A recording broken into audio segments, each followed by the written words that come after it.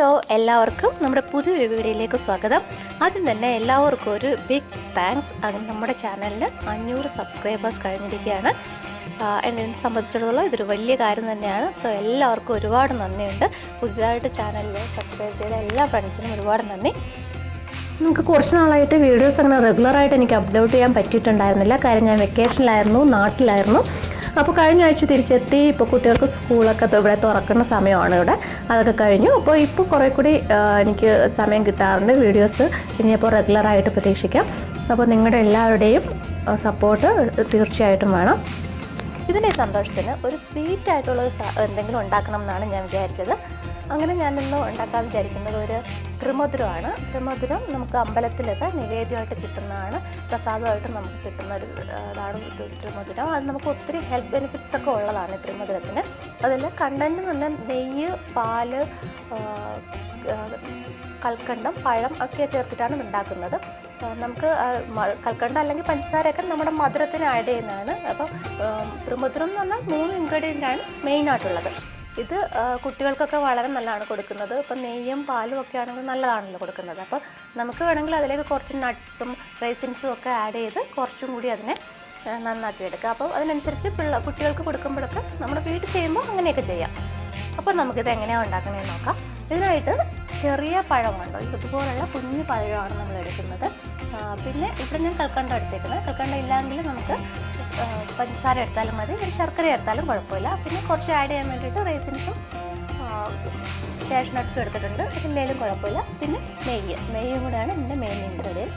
ഇതെങ്ങനെ ചെയ്യുന്നത് നോക്കാം. ഇതിൻ്റെ ഒരു മെയിൻ അഡ്വാൻറ്റേജ് എന്ന് പറഞ്ഞാൽ നമുക്ക് കുക്കിംഗ് ഒന്നും ചെയ്യേണ്ട, വളരെ പെട്ടെന്ന് തന്നെ നമുക്ക് ഉണ്ടാക്കിയെടുത്തിട്ട് നമുക്ക് കുട്ടികൾക്കൊക്കെ കൊടുക്കാൻ പറ്റും. പിന്നെ തന്നെ ബോഡി ഹീറ്റും അനീമിയ അതൊക്കെ കുറയ്ക്കാൻ വേണ്ടിയിട്ട് ഇത് ഒരുപാട് ഹെൽപ്പ് ചെയ്യുന്നതാണ് ആയുർവേദത്തിൽ പറയുന്നത്. അപ്പോൾ ഇത് നമുക്ക് ചെയ്യാം.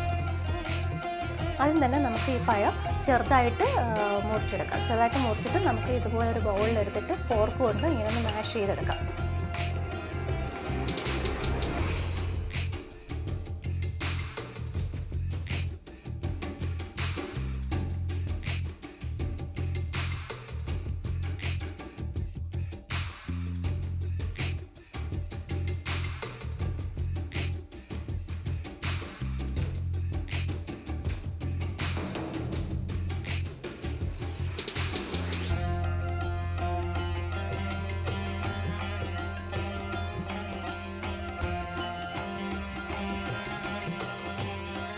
ഇന്ന് നമുക്ക് ഇതുകൂടെ നന്നായിട്ട് മാഷ് ചെയ്തെടുക്കാം.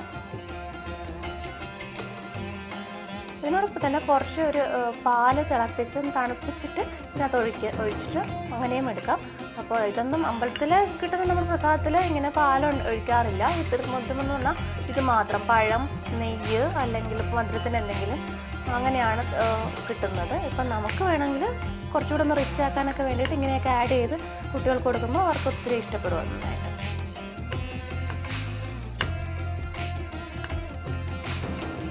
കുറച്ചുകൂടി നല്ല പഴുത്ത പഴമാണെങ്കിലാണ് ഇത് നല്ലത്, നന്നായിട്ട് വരുന്നത്. നല്ല പഴുത്ത പഴത്തിൽ ചെയ്യുമ്പോൾ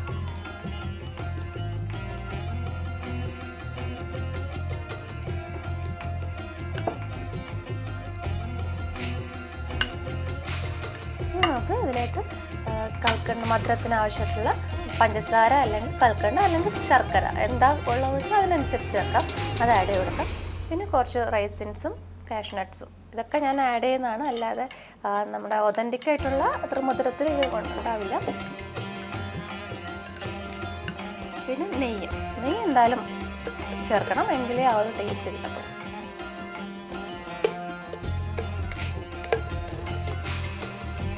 നല്ല പഴുത്ത കദളിപ്പഴമൊക്കെയാണ് ഇതിന് നല്ലത്.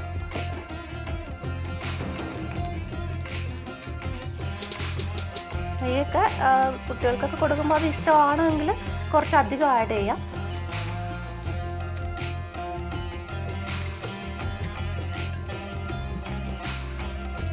കുറച്ച് കഴിയുമ്പോൾ ഈ കൽക്കണ്ടൊക്കെ നല്ല മെൽറ്റായിട്ട് നന്നായിട്ട് മധുരമൊക്കെ നന്നായിട്ട് ഇറങ്ങും. ഇപ്പം എനിക്ക് ഇങ്ങനെ അല്ല, കുറച്ചും കൂടെ ഒരു പായസം പോലെയൊക്കെ ആവാൻ വേണ്ടിയിട്ട് ഞാൻ കുറച്ച് പാലും കൂടെ ഇതിനകത്തായിട്ട് ആഡ് ചെയ്യുന്നുണ്ട്. ഇങ്ങനെയാണ് എൻ്റെ വീടിനടുത്തുള്ള ഒരു അമ്പലത്തിൽ കിട്ടുന്നത്. ഇങ്ങനെയാണ് കേട്ടോ, ഈ പാലൊക്കെ ആഡ് ചെയ്താൽ കിട്ടുന്നത്. ഇത് എപ്പോഴും ഒരു നൊസ്റ്റാൾജിക് ആയിട്ടുള്ള ഒരു ഇതാണ്. ഇപ്പോൾ ഒക്കെ മിസ് ചെയ്യുന്ന ഒരു അതാണ് ത്രിമധുരം കിട്ടാറ്.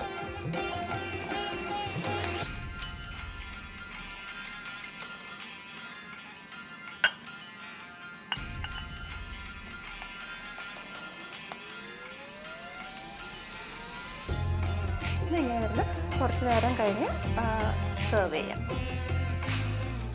കുറച്ച് ഫ്രിഡ്ജിൽ വെച്ച് തണുപ്പിക്കുകയോ അങ്ങനെയൊക്കെ കൊടുക്കുമ്പോൾ കുറച്ചുകൂടെ നന്നായിരിക്കും.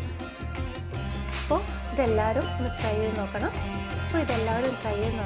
വീണ്ടും മറ്റൊരു വീഡിയോ ആയിട്ട് കാണാം. Thanks for watching.